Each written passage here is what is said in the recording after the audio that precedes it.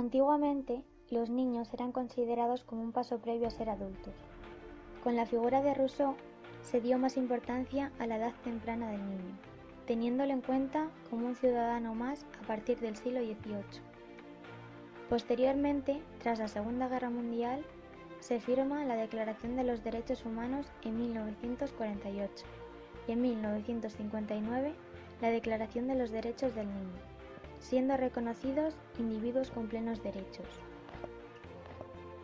Con la aparición de estos cambios, surgen una serie de leyes que van a modificar el papel de la educación en la etapa infantil.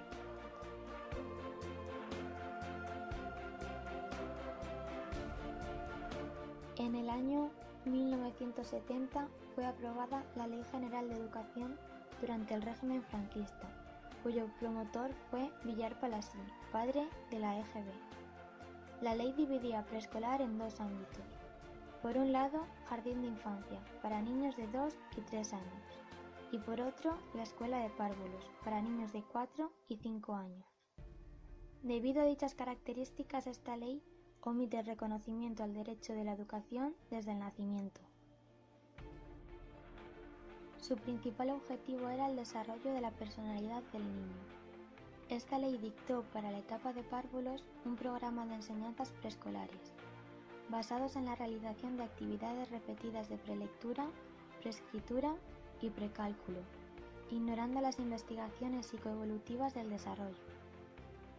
De esta forma, se promovieron modelos escolares que escasamente tenían en cuenta el modo particular de aprender de los niños y niñas menores de 6 años.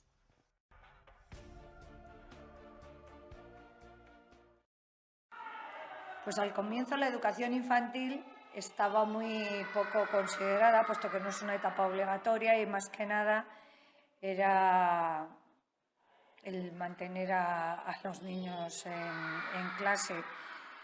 Progresivamente se le va dando un valor educativo y entonces entiendo que ahora se valora el periodo de educación infantil y las leyes lo contemplan, aun cuando el carácter no obligatorio sigue haciendo que sea una etapa poco tenida en cuenta en los centros. Tras la muerte de Franco en 1975, España pasa por un periodo de transición y se implanta la democracia. En 1978 se redactó la actual Constitución española, cuyos precursores son conocidos como padres de la Constitución. Los puntos importantes que se reconocen en la Constitución española e influyen en la educación infantil son varios. Derecho a la educación. Reconocimiento de la libertad de enseñanza. Pleno desarrollo de la personalidad humana. Enseñanza básica, obligatoria y gratuita, entre otros.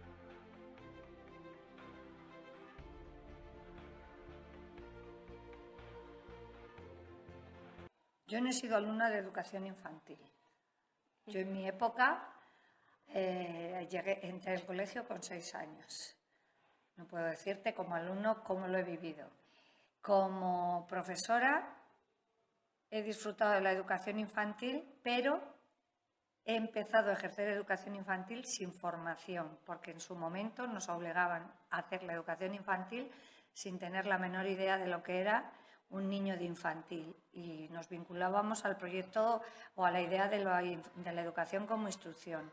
A medida que ha avanzado la ley, pues nos hemos dado cuenta que la educación infantil es desarrollo de capacidades, de competencias, de búsqueda de la autonomía del alumno.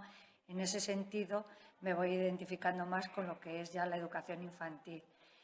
Con mis hijos, por ejemplo, he experimentado que se seguía dando, son hijos de 20 años, ahora 25, se seguía dando demasiado valor a lo instructivo en el tema educativo, más que a lo competencial y a lo emocional, y lo siguen pagando ahora. Posteriormente, en 1980, se aprobó la LOECE, promovida por la UCD. Más adelante fue declarada inconstitucional.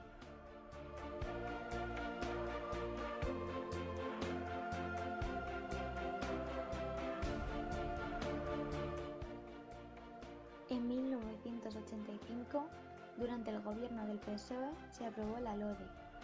Esta ley no modificaba la educación directamente, pero sí creó algunos organismos.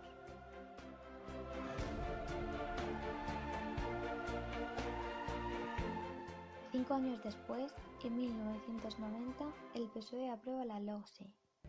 Fue la primera ley educativa que promulgó la educación infantil en una etapa de pleno derecho. Hasta ese momento existían dos formas simultáneas de modelos de atención a la infancia, el asistencial y el escolar. Ambas leyes contaban con los mismos principios. Pleno desarrollo de la personalidad del alumno. Formación en el respeto de los derechos y libertades. Adquisición de hábitos intelectuales y técnicas de trabajo. Conocimientos científicos, técnicos. Formación para la paz, la cooperación y la solidaridad. Libertad de cátedra para profesores. Padres o tutores con derecho a que sus hijos reciban una educación conforme a los fines establecidos en dicha ley. Participación democrática de las familias en los centros educativos, consejos escolares, asociaciones de padres y madres, etc. En 1995, el PSOE aprueba la LOPEG. Esta ley solo reforma la organización y funcionamiento de los centros educativos.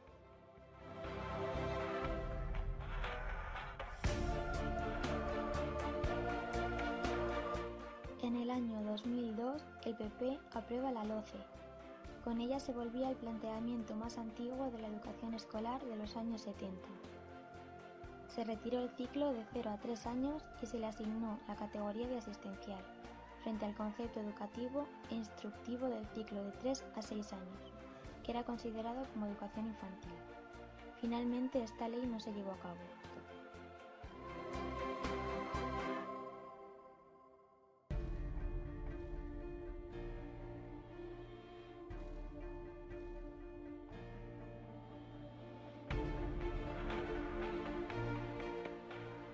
La LOE, implantada por el PSOE, fue publicada el 4 de mayo de 2006.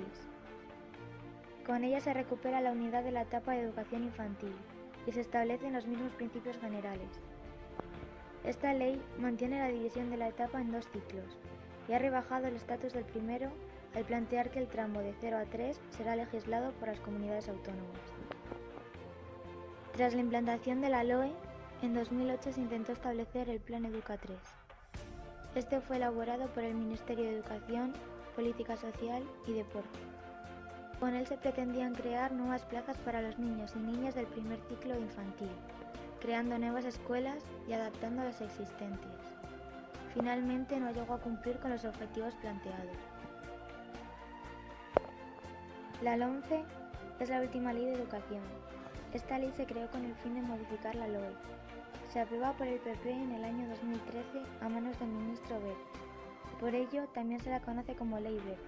Aunque no menciona la educación infantil, intensifica la competitividad en las aulas de primaria y secundaria.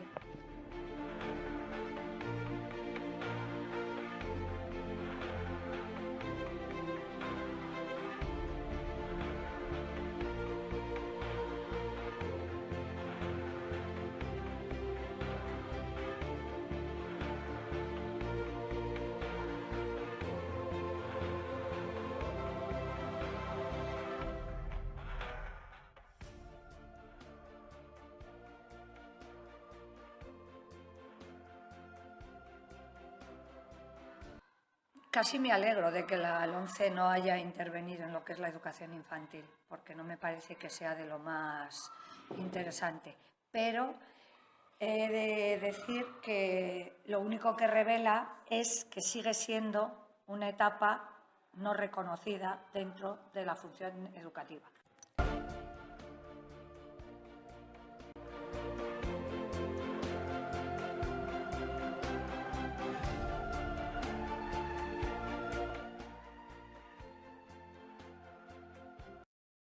No entran 3 años en infantil ni de tipo educativo.